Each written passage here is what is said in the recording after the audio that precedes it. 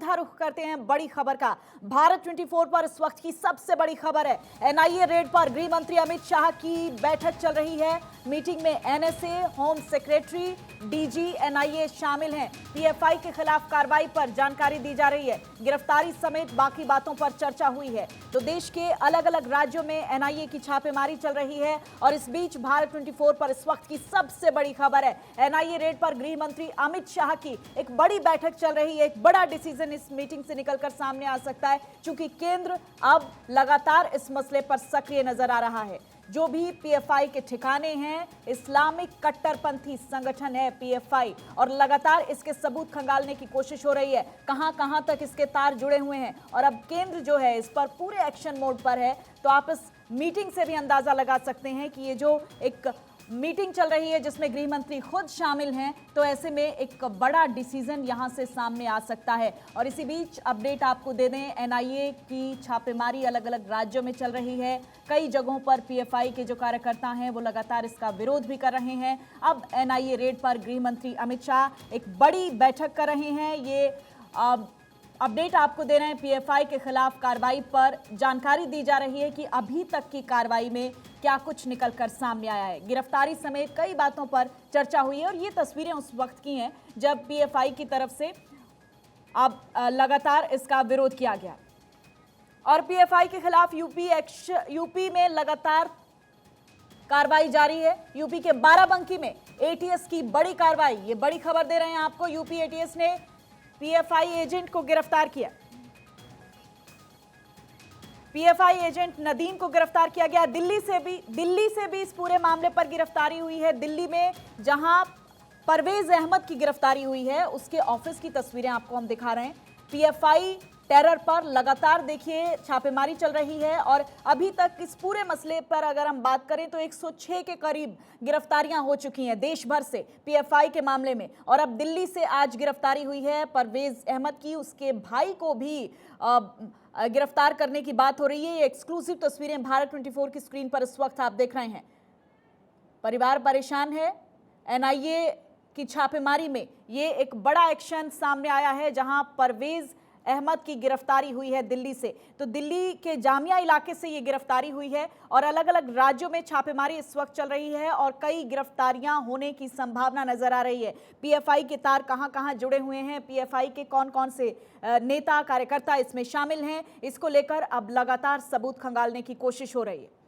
तो एनआईए की छापेमारी अलग अलग जगहों पर जारी है। ये एक्सक्लूसिव तस्वीरें भारत 24 की स्क्रीन पर आप देख रहे हैं। इस छापेमारी से जुड़ी हर अपडेट हम आप तक पहुंचा रहे हैं। आधी रात से, देखिए कल रात से हम देख रहे हैं अलग अलग राज्यों में छापेमारी चल रही है। करीबन 13 राज्यों में छापेमारी इस वक्त चल रही है और संभावना ये भी जताई जा रही है कि शाम तक कुछ बड़ी अपडेट सामने आ सकती है।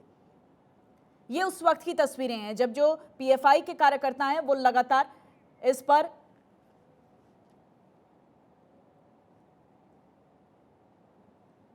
और ये तस्वीरें आपको हम दिखा रहे हैं।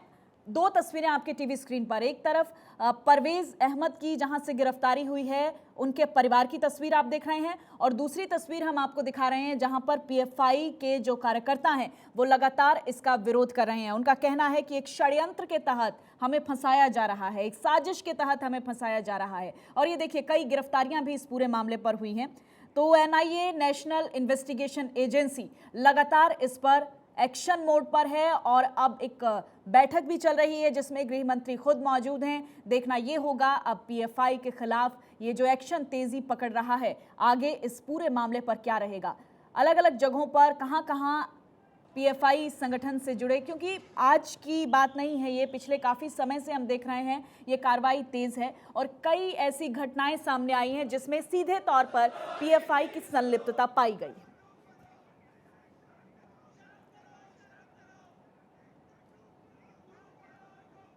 और नेशनल इन्वेस्टिगेशन एजेंसी ने करीब 14 राज्यों में पीएफआई के खिलाफ एक साथ छापेमारी की है। ये शिकंजा इसलिए कसा गया क्योंकि पीएफआई पर टेरर फंडिंग के आरोप लग रहे हैं, जिसके बाद कार्रवाई की गई और इस मामले में अब तक 100 से ज्यादा लोगों को गिरफ्तार किया गया है। खबर यह है कि 200 से ज्यादा अधिकारी पीएफआई के खिलाफ छापेमारी में जुटे हुए हैं। आप तस्वीरें देखिए, अलग अलग जगहों की तस्वीरें आपके टीवी स्क्रीन पर हम आपको दिखा रहे हैं। केरल के मलप्पुरम में, तमिलनाडु के मदुरई में, कर्नाटक के बेंगलुरु में, बिहार के पूर्णिया, तमिलनाडु के चेन्नई और तेलंगाना के हैदराबाद में एनआईए ने छापा मारा है और कई राज्यों से लोगों को गिरफ्तार किया गया है।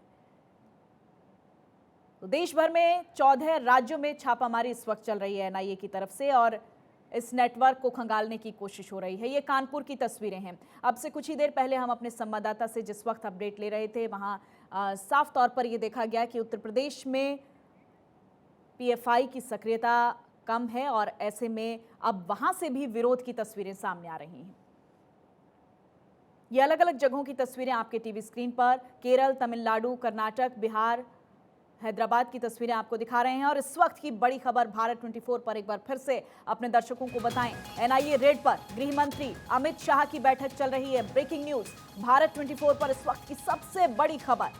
तो ये एनआईए रेड पर गृह मंत्री अमित शाह की बड़ी बैठक, एक्शन तेज है इस पूरे मामले पर। मीटिंग में एनएसए, होम सेक्रेटरी मौजूद हैं। संवाददाता अक्षय राय ज्यादा जानकारी दे रहे हैं। अक्षय, सबसे पहले तो ये जो बैठक चल रही है जिसमें गृह मंत्री खुद मौजूद हैं, इसकी जानकारी आपसे चाहेंगे।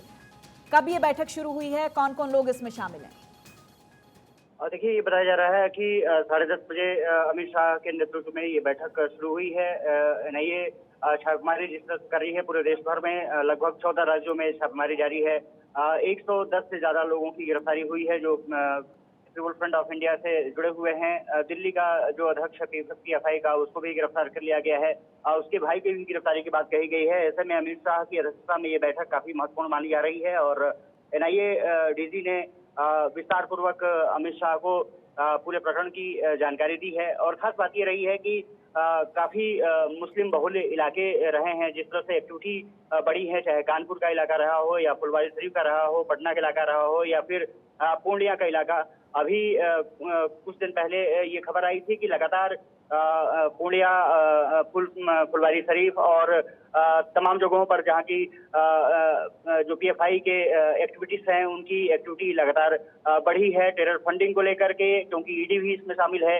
एनआईए और ईडी के अधिकारी भी इस बैठक में शामिल हैं और कह सकते हैं कि अमित शाह ने पूरी छापेमारी के बारे में दोनों अधिकारियों से जानकारी ली है। इसके अलावा एनएसए अजीत डोभाल भी बैठक में हैं, क्योंकि सुरक्षा का जो जिम्मा है आंतरिक, वो पूरा एनएसए देखते हैं। ऐसे में महत्वपूर्ण ये हो जाता है कि आगे की जो कार्रवाई है वो और शायद तेज होने की बात कही जा रही है। ठीक है अक्षय, आप बने रहिएगा हमारे साथ। अलग अलग जगहों से हमारे संवाददाता भी हमारे साथ जुड़ेंगे। लखनऊ से अवनीश विद्यार्थी मेरे सहयोगी, पटना से अस्मित सिन्हा मेरे साथ जुड़ेंगे।